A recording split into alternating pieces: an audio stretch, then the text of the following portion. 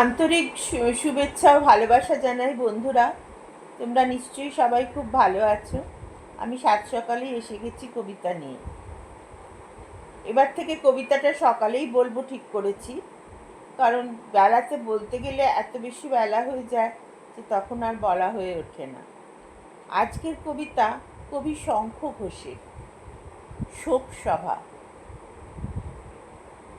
একবার থমকে দাঁড়াই, তারপর ফিরে আসি সনাতন ঘরে। এর চেয়ে বেশি কিছু নয়। মাঝখানে কত একাঙ্কিকা কিংবা পূর্ণতা ভরায় কলরোল চলে। জন্ম থেকে বিলয় অবধি গোটা প্রবাহের জলচ্ছবি চারপাশে ভাসিয়ে এলোমেলো। প্রত্যেকে সেখানে নিজেকেই খোঁজে, নিজেরই সংযোগে খোঁজে তাকে। এভাবেই সে হয়ে ওঠে প্রায়শ নতুন ইতিহাস।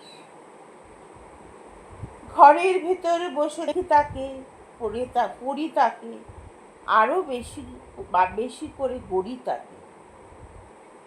ঘরের ভেতর বসে দেখি তাকে, পড়ি তাকে, আরো বেশি করে গড়ি তাকে।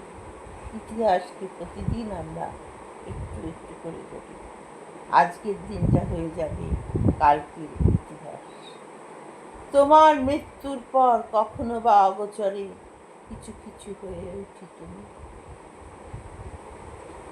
অসাধারণ কবিতা।